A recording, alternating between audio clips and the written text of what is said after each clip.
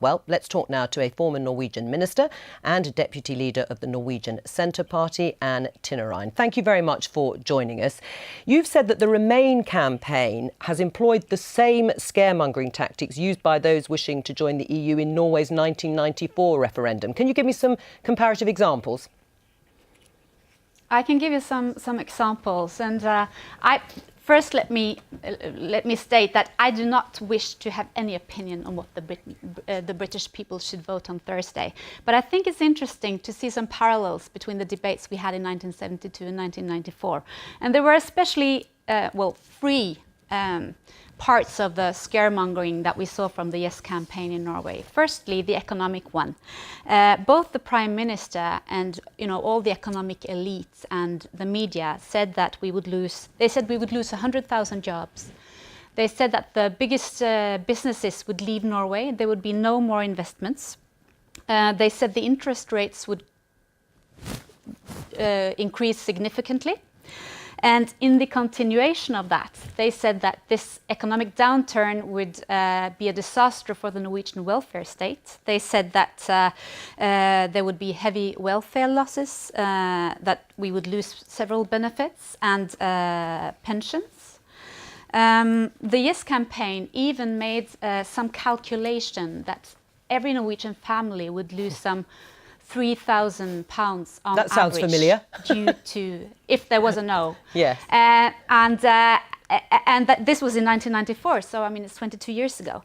Now the last sort of main argument that the Yes campaign did in that scare campaign was to say that we would be totally isolated, and that by if we did not join the EU would no longer want to trade with us. They would not want to have any deals with us, that we would have no negotiating power whatsoever. All right. That we would become a small, isolated little island up in the north that would be of no interest for the EU all right. whatsoever. And Tvinnereim, and of course it was all rubbish. Right, well, all rubbish. I mean, you've just heard there somebody in Norway using remarkable parallels, bearing in mind that their campaign, their last referendum campaign was such a long time ago, that actually if you take what's happened to Norway, Britain will be fine outside the EU. They will make those trade deals. We won't have economic doom and disaster. And actually Norway's doing pretty well when I last looked. Well, firstly, I hope in the interest of balance you will interview others in Norway who give a different view, and in particular the Norwegian Prime Minister, who has said quite recently that Norway has lost influence as a result of being outside of the EU, and she said basically we have lost our sovereignty. And the question is whether it would be right for Britain to have a Norway-style relationship. By the way, the Leave campaign is now saying they don't want that because they want to be right outside the single market. But as the price of Norway's partial access to the single market, as your own package made clear, they have to accept free movement, actually have twice as much migration per head of the population as the UK does. They have to pay into the system. Remember all this Leave campaigning about how we send money to the EU and we're going to get all that back.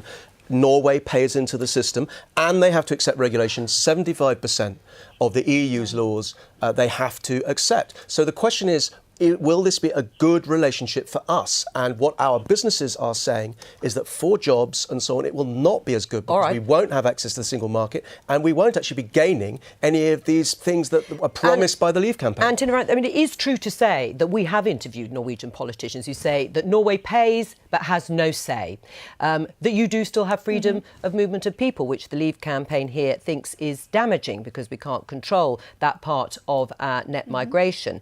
And that is as being part of the single market. That is the quid pro quo. So, in a way, leaving the EU in that sense wouldn't solve those issues for Britain. Well, firstly, let me say that, yes, the Norwegian Prime Ministers and other ministers have visited Britain and said that the EEA agreement is a terrible agreement for Norway. Well, that caused quite an outrage in Norway because this goes. You must be aware that this goes straight into the national political debate in Norway as well. And the Norwegian Prime Minister has still not really forgiven the Norwegian public for voting no in '94.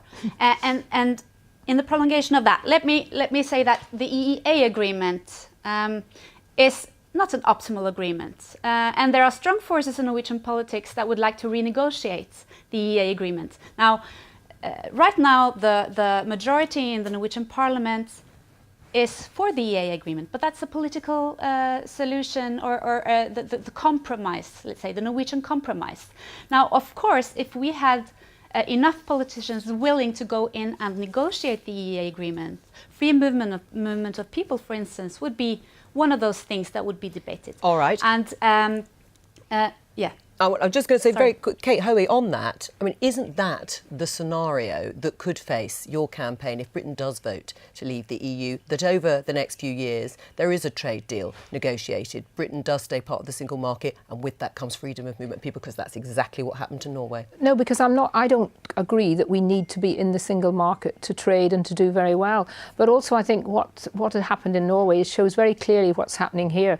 It is, whether you like it or not, the establishment at the top, the kind of leaderships of everybody ganging together against the people. And it's very clear in Norway that despite what their Prime Minister has said, the vast majority of the public in Norway do not want to join the EU. We've never had that chance. This is our first chance. But also, we are going to see, if we vote to leave, change throughout the rest of the European Union, right, including Norway, probably will get that chance to have their discussion on the EEA. Well, we will find out. Anne Tvinnereim, thank you very much for joining us.